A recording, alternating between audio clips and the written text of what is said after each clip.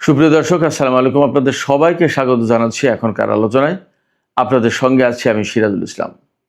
দর্শক, সিরিয়ায় বাশার আসাদ সরকারের পতন হয়েছে।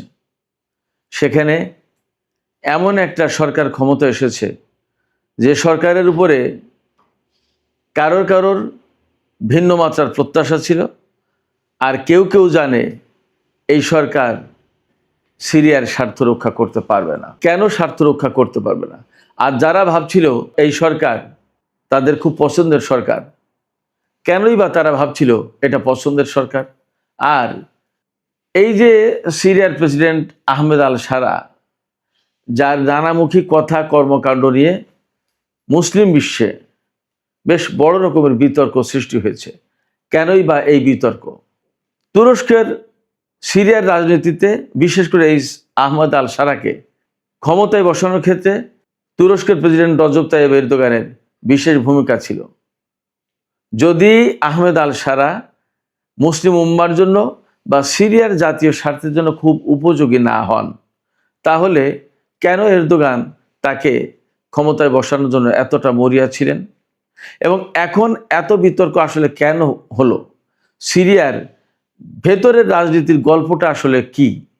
সুপ্রিয় দর্শক, আজকের এই ভিডিওতে আমরা সিরিয়ার ভেতর বাইরের মূল গল্পের আদ্যপান্ত জানার চেষ্টা করব।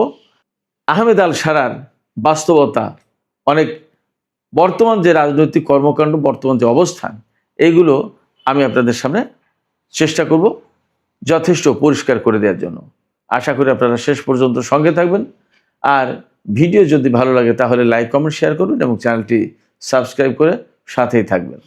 দর্শক, 2013-14 সালের দিকে ইরাক এবং সিরিয়ায় হঠাৎ করে আবির্ভূত হলো পাগড়ি পরা একদল যোদ্ধার, যারা ইসলাম কায়েম করবে, যারা খেলাফত প্রতিষ্ঠা করবে এবং ইসলামী শাসন ব্যবস্থা সেই খোলাফায়ে রাশেদিনের সোনালী অধ্যায় ফিরিয়ে আনবে। ইরাক এবং সিরিয়ায় অসম্ভব দ্রুত গতিতে তারা ঢুকে পড়ল এবং বানের পানির মতো অসম্ভব দ্রুত গতিতে চারিদিকে ছড়িয়ে পড়ল। সিরিয়ার বিরাট অংশ তাদের কন্ট্রোলে নিয়ে নিল, ইরাকের বিরাট অংশ কন্ট্রোলে নিয়ে নিল। মাথায় পাগড়ি, বেশিরভাগই কালো, বেশ বড় বড় দাড়ি, গায়ে জুব্বা, দেখতে একেবারেই ইসলামী আমলের লোকজনের মতো, ইসলাম অনুসরণকারী লোকজনের মতো। দেখে বোঝার উপায় নেই তারা মুসলমান নয়, তারা মুসলিম উম্মার জন্য কাজ করছে না, তারা সত্যিকারের খেলাফত প্রতিষ্ঠা করতে আসেনি। তাদের চেহারা, সুরত, এগুলো দেখে বোঝার কোনো উপায় ছিল না। ঘোষণাটা তারা খুব মুখরোচক দিয়েছিল, খেলাফত কায়েম। সারা বিশ্বের সাধারণ মুসলমানরা ব্যাপকভাবে তাদের এই বক্তব্য, তাদের এই চিন্তা চেতনা, তাদের এই কথাকে গ্রহণ করলো, একেবারে বলা যায় গোগ্রাসে গিলল। কিন্তু পেছনে থেকে গেল অনেক কালো অধ্যায়, ইতিহাসের অনেক সম্ভাব্য কাহিনী। কি সেই কালো অধ্যায় এবং কি সেই সম্ভাব্য করুণ কাহিনী? কালো অধ্যায় হলো এই যে যারা খেলাফত প্রতিষ্ঠার নামে বানের পানির মতো ছড়িয়ে পড়লো ইরাক এবং সিরিয়ায়, তারাই অল্প কিছুদিনের ভেতরেই এমনভাবে মানুষ হত্যা শুরু করলো, নারীদের ধর্ষণ করলো, এমনভাবে অত্যাচার, নির্যাতন, নিপীড়ন চালালো এবং এমনভাবে জোর জবরদস্তি করলো, সরকারি বাহিনীগুলোকে নাস্তানাবুদ করে দেওয়ার চেষ্টা করলো এবং তাদের কর্মকাণ্ডের ভেতর দিয়ে খুব অল্প সময়ের ভেতরে পরিষ্কার হয়ে গেল এরা খেলাফত প্রতিষ্ঠা করতে আসেনি, এরা কারোর হয়ে বিশেষ কোনো এজেন্ডা বাস্তবায়ন করতে এসেছে। খুব দ্রুতই বিষয়গুলো অনেকের কাছেই স্পষ্ট হয়ে গেল। বিশেষ করে ইরান এই বিষয়টি খুব দ্রুত বুঝে ফেলল এবং এর পাল্টা ব্যবস্থা নেওয়া শুরু করলো। অনেকে ইরানকে এই খেলাফত প্রতিষ্ঠাকারীদের বিরুদ্ধ শক্তি বলে তখন প্রচার শুরু করলো এবং এই ব্যাপারে, অর্থাৎ খেলাফত প্রতিষ্ঠাকারী সকল যে লোকজন, তাদের পক্ষে পাশ্চাত্য এবং আরব অঞ্চলের গণমাধ্যমগুলো একেবারে চোখ বন্ধ করে সমর্থন দিল, নানানভাবে তাদের কর্মকাণ্ডকে বৈধ করলো এবং ইরান যেটা করতে চাইলো অর্থাৎ তাদেরকে প্রতিরোধ করার চেষ্টা করলো। সিরিয়ার প্রেসিডেন্ট বাশার আল আসাদ তিনি প্রতিরোধ করার চেষ্টা করলেন। ইরাকের তখন মালিকি সরকার, সম্ভবত নুরি আল মালিকি, তারা প্রতিরোধ করার চেষ্টা করলেন। সবাইকে তখন ইসলাম বিরোধী আখ্যা দেয়া হলো, মুসলিম বিরোধী, মুসলিম স্বার্থের বিরোধী এটা চেষ্টা করা হলো প্রতিষ্ঠা করার জন্য। কিন্তু বাস্তবতা আসলেই নির্মম এবং এই কথিত খেলাফত প্রতিষ্ঠাকারী কারা ছিল তাদের বিষয় পরিষ্কার হয়ে গেল।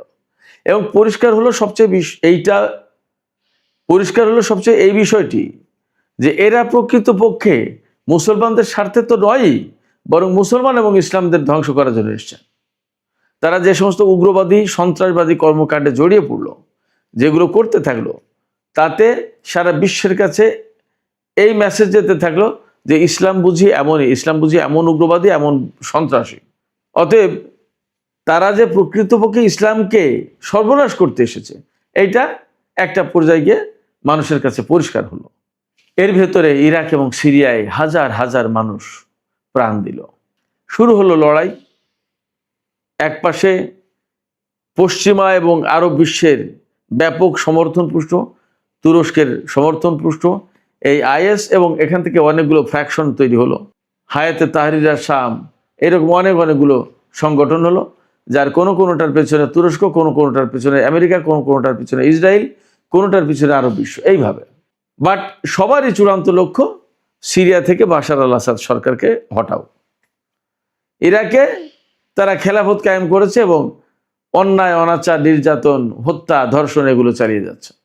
ইরাকে আসা মানেই হচ্ছে ইরানের সীমান্তে একদম। তখন ইরানের তো গায়ে জ্বালা ওঠার কথা। আলটিমেটলি ইরানও রুখে দাঁড়ালো এবং এই কাজে সিরিয়ার প্রেসিডেন্ট বাশার আল আসাদ ইরান এবং রাশিয়ার সমর্থন চাইলো, সাহায্য চাইলো। ওপাশে লেবানন থেকে একটা প্রতিরোধকামী সংগঠন বাশার আল আসাদকে সাহায্য করার জন্য এগিয়ে আসলো। শুরু হলো তুমুল লড়াই। এর ভেতরে আমেরিকা এবং পাশ্চাত্যের আরো বহু সংখ্যক দেশ, নেটোভুক্ত দেশ, বহু সংখ্যক দেশ, মোট 65 দেশ তাদের যৌথ বিমান বাহিনী গঠন করলো এবং তারা সিরিয়ায় এই কথিত ইসলামী শক্তি আইএস এর বিরুদ্ধে বিমান হামলা চালাতে শুরু করলো। নামে নামে বিমান হামলা চালায়, কিন্তু আসলে কাজে কিছু হয় না। যে বিমান হামলা চালায় তাতে সিরিয়ার সাধারণ লোকজন মরে, সিরিয়ার সরকারি প্রতিষ্ঠান, সরকারি স্থাপনা ধ্বংস হয়, সিরিয়ার সামরিক ঘাটের উপর হামলা চালায়, সিরিয়ার সামরিক বাহিনীর উপর হামলা চালায়। প্রকৃতপক্ষে আইএস এর উপরে হামলা হয় না। তখন একটা পর্যায়ে বারাক ওবামা ক্ষমতা এবং হিলারি ক্লিন্টন পররাষ্ট্রমন্ত্রী, হিলারি ক্লিন্টনের নেতৃত্বে ফ্রেন্ডস অফ সিরিয়া নামে একটা সংস্থা গঠন করা হলো। এই সংগঠন বা এই সংস্থার দুটো বৈঠক হয়েছে তুরস্কে, ফ্রেন্ডস অফ সিরিয়া। তুরস্কের সাথে বাশার আল আসাদের কিন্তু একসময় খুব ভালো সম্পর্ক ছিল। দুই প্রতিবেশী দেশ, অনেক ইতিহাস, ঐতিহ্য, অনেক কিছু একসাথে।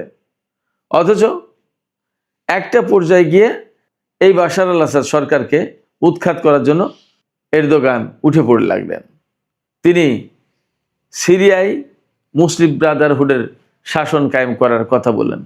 নিজের দেশে ইসলামী শাসন প্রতিষ্ঠার কোনো খবর নেই, নিজের দেশে মুসলিম ব্রাদারহুডের শাসনের কোনো খবর নেই, কিন্তু সিরিয়ায় মুসলিম ব্রাদারহুডের শাসন প্রতিষ্ঠার জন্য তিনি খুব অ্যাডামেন্ট হয়ে উঠলেন, সিরিয়াস হয়ে উঠলেন।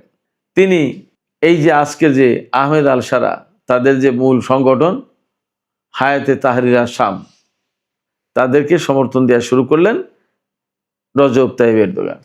তার টার্গেট ছিল সিরিয়ার একটা বিরাট বড় ভূখণ্ড তুরস্কের আওতাধীন করতে হবে, নিজেদের অধীনস্থ করতে হবে। বাশার আল আসাদ সরকার থাকলে এটা সম্ভব না। তুরস্কের এটা কাহিনী। ইসরায়েল বা পাশ্চাত্যের তাদের প্রত্যাশা ছিল বাশার আল আসাদ সরকার যতক্ষণ পর্যন্ত ক্ষমতা আছে ততক্ষণ পর্যন্ত সিরিয়ার আকাশ, সিরিয়ার ভূমি মুক্ত না। অতএব ইসরায়েল যে গ্রেটার ইসরায়েল প্রতিষ্ঠা করতে চায় সেটা সম্ভব না। একেবারে ইসরায়েল থেকে সামনে পা বাড়ালেই সিরিয়া, বাশার আল আসাদ সরকার, যারা কখনো ইসরায়েলের সাথে সম্পর্ক প্রতিষ্ঠার চিন্তাও করেনি, বরং যুদ্ধ করেছে কয়েকবার।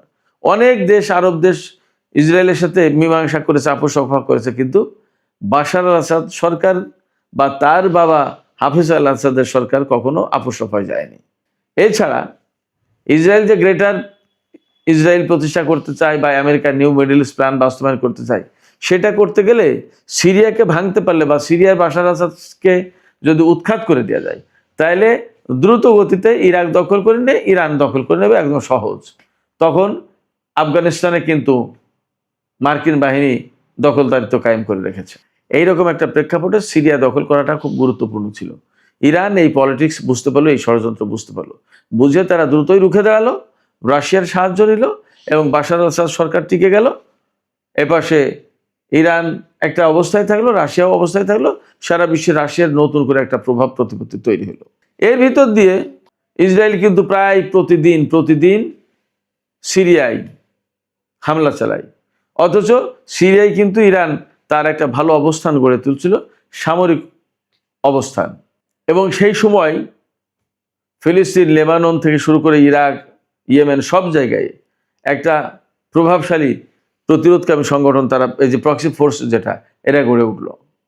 এই ভেতরে ইরানি কনসুলেটে হামলা চালালো ইসরায়েল, যাতে ইরান প্রতিশোধ হিসেবে ইসরায়েলে হামলা চালালো। শুরু হলো ইসরায়েল এবং ইরান যুদ্ধ, ইতিহাসের নতুন অধ্যায়। এইগুলো করতে করতে করতে করতে এর ভেতরে যখন সিরিয়াটা বেশ অস্থিতিশীল, ইসরায়েলের হামলা, ইরানের সাথে ইসরায়েলের যুদ্ধ ইত্যাদি ইত্যাদি মোকাবেলায় বেশ একটা অস্থিতিশীল, ঠিক সেই মুহূর্তে তুর্কি সীমান্ত থেকে শুরু হলো বাশার আল আসাদ সরকার বিরোধী আন্দোলন। একেবারে পঙ্গপালের মতো লেলিয়ে দেওয়া হলো।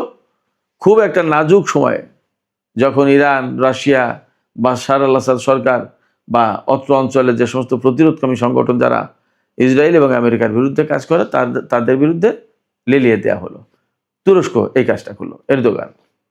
এবং তখন এমন পরিস্থিতি যে তাদের বিরুদ্ধে যদি সিরিয়ার আসাদ সরকার সামরিক বাহিনী নিয়ে যুদ্ধ শুরু করে, তাহলে সিরিয়ায় রক্ত গঙ্গা বয়ে যায়, অর্থাৎ সিরিয়ায় প্রচণ্ড রকমের হানাহানি, মারামারি শুরু হয়। এটা বাদ দেওয়ার জন্য, এটা এড়ানোর জন্য বাশার আল আসাদ সরকার অনীহা প্রকাশ করলো এবং বললো যে এটা আমরা করতে চাই না। তখন ইরান এবং রাশিয়া বললো আচ্ছা ঠিক আছে, যার দেশ সে যদি করতে না চায় তাহলে তাকে ছেড়ে দেওয়া হোক। তখন বাশার আসাদ সরকার রাশিয়ায় আশ্রয় নিলেন এবং সিরিয়া এই জোলানির নেতৃত্বে হায়াতে তাহরির আল-শামের অধীনে চলে গেল। তারা সরকার কায়েম করলো, ইসলামী সরকার প্রতিষ্ঠা করবে বলেছিল।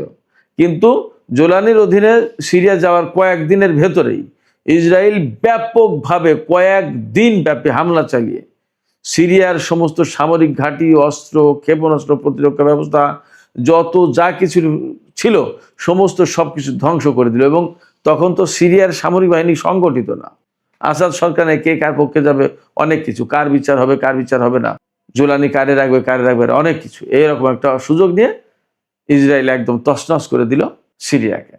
এরদোগান কিন্তু কিছুই বলেননি, কিছুই করেননি। এই পরিস্থিতিতে আজকে জোলানি সিরিয়ার প্রেসিডেন্ট হিসেবে ইসরায়েলের সাথে শান্তি চুক্তি করার চেষ্টা করছেন, নিরাপত্তা চুক্তি, যাতে সিরিয়া ভালো থাকে। ইসরায়েলের হাতে যেখানে গ্রেটার ইসরায়েল প্রতিষ্ঠা করার পরিকল্পনা, পাশ্চাত্যের দেশগুলোর হাতে যখন নিউ মিডল ইস্ট প্ল্যান বাস্তবায়নের পরিকল্পনা, তখন জোলানি ইসরায়েলের সাথে শান্তি চুক্তি করে তার দেশে শান্তি নিশ্চিত করতে পারবে, এটা কি সম্ভব? এবং তুরস্কের প্রেসিডেন্ট রজব তাইয়িপ এরদোগান ঠিকই চুপচাপ বসে আছেন।